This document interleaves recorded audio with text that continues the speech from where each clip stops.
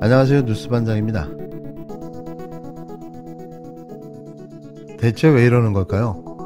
모든 게 다 들통났지만 초지일관의 뻔뻔함으로 모든 게 마치 자신의 선행의 결과인 양 또 보여주기 생쇼를 하고 있는데요. 정말 이해할 수 없는 한심한 작태에 혀가 내둘러집니다. 지난달 12일 윤석열 대통령 내외가 해외 순방 당시 캄보디아 현지에서 김건희 씨가 나홀로 강행한 오드리 헵번 코스프레, 일명 빈곤 포르노 촬영 당시 심장병을 앓고 있던 캄보디아 소년 옥 록타군이 한국을 방문했는데요. 록타군은 한국 의료 선교사들이 설립한 헤브론 재단이 운영하는 헤브론 병원에서 2018년 한국 의료진의 방문 수술을 받았지만 후속 치료를 제대로 못 받아 상태가 악화됐습니다. 김건희 씨와 만남이 있던 당시에 이미 한국에 수술이 잡혀 있었는데요. 이미 록타군은 치료를 받고 있었고 또 수술을 준비하고 있던 환자였던 겁니다. 그런데 마치 이를 자신의 지원과 도움으로 성은이라도 입힌 양 떠들어댔던 건데요. 그런 사실이 드러났음에도 또 나대고 나선 거죠. 김 씨에게는 쪽팔림이란 없습니다.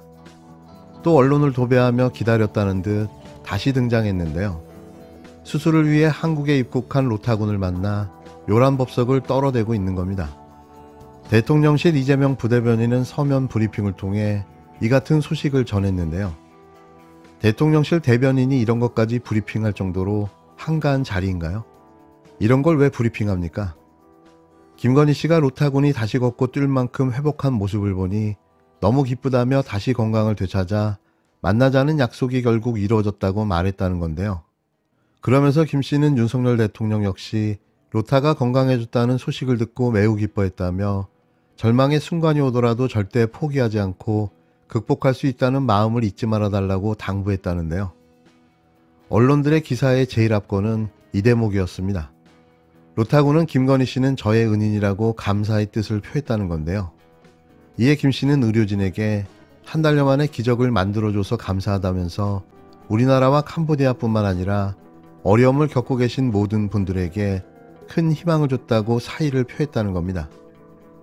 김건희 씨는 배우 황정민인가요? 다 준비된 밥상에 밥숟갈만 올리고 선행의 결과를 독식하니 말이죠. 다시 말하지만 이번 수술은 김 씨가 이 소년을 알기 전부터 이미 예정되어 있던 수술이었습니다. 이번에도 여지없이 또 외교 참사가 발생했습니다. 김건희 여사의 빈곤 포르노 화제 화보 촬영이 논란이 되고 있습니다.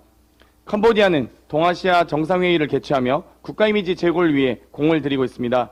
이에 세계 정상의 배우자들에게도 세계적 명소 앙코르와트 방문을 요청하였습니다. 하지만 김건희 여사는 개최국의 요청에도 불구하고 공식 일정을 취소하고 푸놈펜의 선천성 심장질환 앓는 소년의 집에 방문해 사진 촬영을 하였습니다.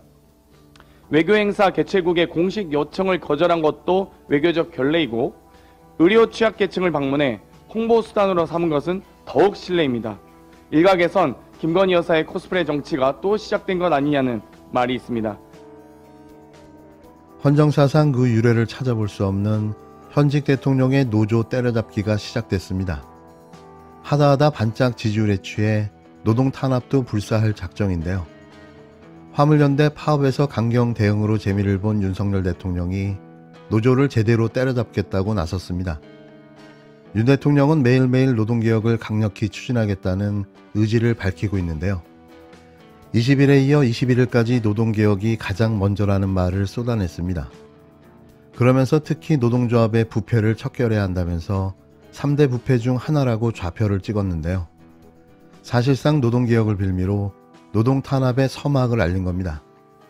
노조 부패도 공직부패, 기업부패와 함께 우리 사회에서 척결해야 될 3대 부패의 하나로서 우리가 여기에 대해서 엄격하게 법 집행을 해야 된다고 생각합니다. 원래 견제받지 못하는 조직은 부패하기 마련이죠. 노조 회계 부정과 이 투명성을 바로 거론을 하셨는데 집권 2년차 노동계에 대해서 이렇게 거친 공세를 예고하는 배경이 뭘까요? 그건 보수층 결집과 지지율 상승을 위한 노림수인데요. 원칙과 소신을 강조하며 강력한 공권력을 보여주겠다는 거죠. 21일 내년도 경제정책을 보고받는 자리에서 윤석열 대통령은 노동, 연금, 교육 3대 개혁 가운데 노동개혁이 가장 먼저라고 말했습니다. 그러면서 노동조합의 부패를 척결해야 한다고 말했는데요. 최근 정부가 노동조합의 회계를 직접 들여다보겠다는 방침을 밝힌 데 이어 대통령이 직접 노조를 부패 집단으로 공격한 겁니다. 노조를 부패 집단으로 보는 근거가 무엇이냐는 기자들의 질문이 이어졌지만 대통령실은 사례를 제시하지 못했는데요. 그냥 그렇다면 그런 거라는 거죠. 그러면서 노조 전체가 부패했다는 뜻은 아니다. 귀족노조가 기득권을 옹호하느라 청년 세대의 일자리 진입을 막는 노조 행위가 문제라는 취지로 답했는데요. 대체 이게 무슨 말일까요? 화물연대 파업을 계기로 노동조합에 대한 윤 대통령의 적대적 태도가 점점 더 강경해지는 분위기입니다. 화물연대 파업을 강경 대응으로 정상화시켰다는 자신감이 삐뚤어진 이런 작태로 발현된 건데요. 느닷없는 근자감이 여기서 생겨난 거죠. 그러고 보면 참 단순합니다. 이걸 지지율 상승의 묘책으로 판단하는 걸 보면 말이죠. 정말 머리가 있는 건가, 생각은 하는 건가 의심스럽습니다. 이렇게 일 못하기도 힘들 텐데 말이죠. 정말 대단합니다. 윤석열 대통령이 어제 청년 지지자 200여 명을 초청해 노동을 존중하는 노동개혁을 위해 힘을 보태달라고 호소했습니다. 번지스를 잘못 찾았습니다. 어제 초청된 사람들은 청년을 대표해서 온 것이 아니고 지지자를 대표해서 온 것입니다. 그렇다 해도 미래 세대인 청년들에게 저녁도 주말도 없는 장시간 노동과 불안정한 일자리를 만드는데 협조해달라니 황당합니다. 화물연대와의 약속을 뒤집고 칼을 휘둘렸던 대통령이 불필요한 갈등과 쟁의가 있어선 안 된다고 강조하니 파렴치합니다.